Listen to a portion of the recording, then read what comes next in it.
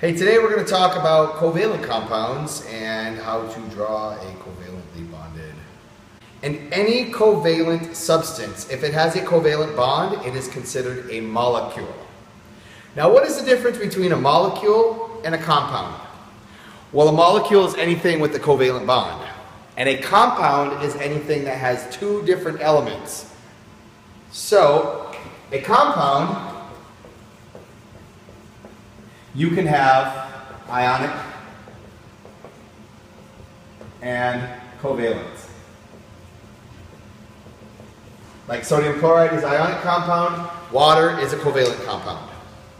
Now, if we had a molecule, we could have something like H2 because this is covalently bonded, or we could have something like H2O, which is a molecule and a compound. This is a molecule and an element. So, this leads me to my first piece of information. We have what is called the Hofbrinkels. Hofbrinkel. We have H-O-F-B-R-I-N-C-L.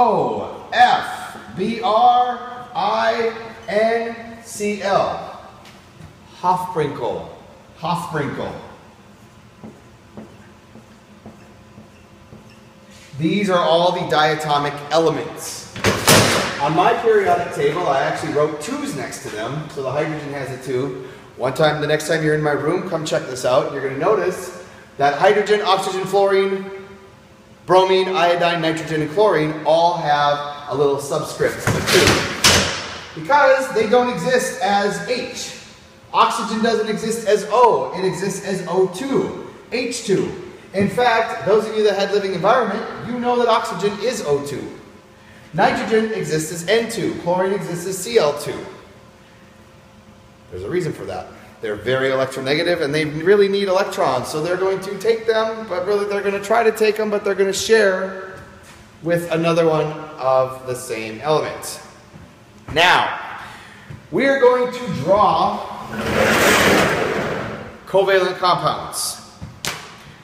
Remember back to the beginning of the year when I told you how to draw a Lewis structure. First thing I told you how to do, for example, we're going to make water right now. Now I told you when you're drawing a Lewis structure, you always want to start at the left and work your way around clockwise.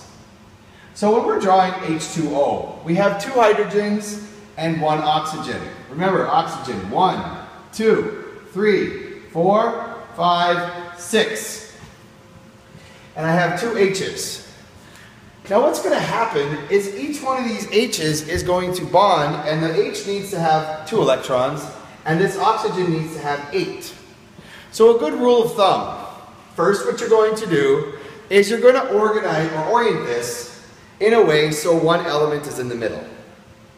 If it's H2O, the O is in the middle. Think of like a Christmas tree where you have the tree in the middle and you have the presents all around it. The O is by itself, the O is going to be in the middle. So what does that mean? There's going to be an H over here and an H over here. So I'm going to draw one of the H's like this, and I'm going to draw the other H like this. Notice if I turn this sideways and drew it like that. So I have H, H, and an O. So 2 things you do. Number 1, you can connect the dots once you put the substances next to each other. Connect the dots like this. The other way that you could draw it, because remember, 1 bond equals 2 electrons. So one thing you could do is you could redraw this, and I have 2 electrons there. I have 2 on top, and then I have these 2 electrons. I can draw it like this. And then the final one, I will draw like this.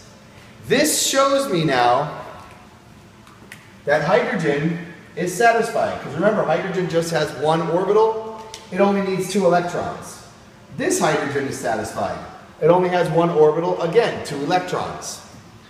Now when we look at the oxygen, it needs 8 electrons. And it is also satisfied with its octet. Now, let's try another one. fact, I'm going to erase this. Okay, we're going to try something like chlorine. Cl2.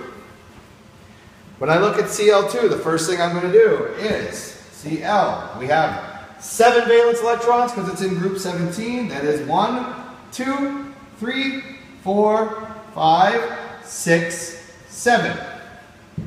The bond is going to happen here. I'm going to go ahead and draw the other chlorine. I'll draw it right here. I'm drawing it in another color. 1, 2, 3, 4, 5, 6, 7. Now I have 2, 2, 2, and I have 1 empty electron here. 2, 2, 2, and I have 1 unpaired electron here. So these 2 electrons are actually going to bond. They're going to be sharing these 2. But this is not a good way to write it. I want to rewrite it so it looks presentable. So where I had the dots, I'm going to put 1, 2, 3, 4, and I'm going to take these 2 electrons and I'm going to put it on the bottom. And then I'm going to take this electron and just draw a line like that. And then I'm going to go Cl and add the 2, 4, 6 electrons. 1, 2, 3, 4, 5, 6. Now finally, the other way that I could fix it is writing Cl, 1, 2, 3, 4, 5, 6, 7, 8. Cl, there's the 2, 3, 4, 5, 6, 7, 8. These are both ways of drawing a chlorine. Chlorine, because it's an element, a chlorine molecule. This is how it exists in nature. Now we're going to try one more.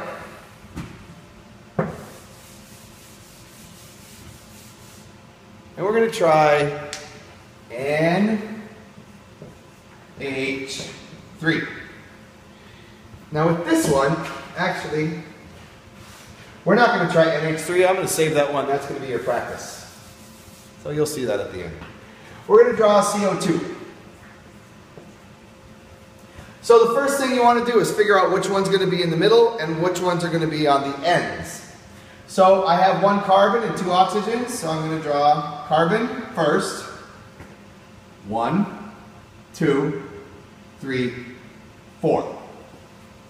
Now the oxygens, I'm going to draw 1 on each side. 1, 2, 3, 4, 5, 6. On the other side.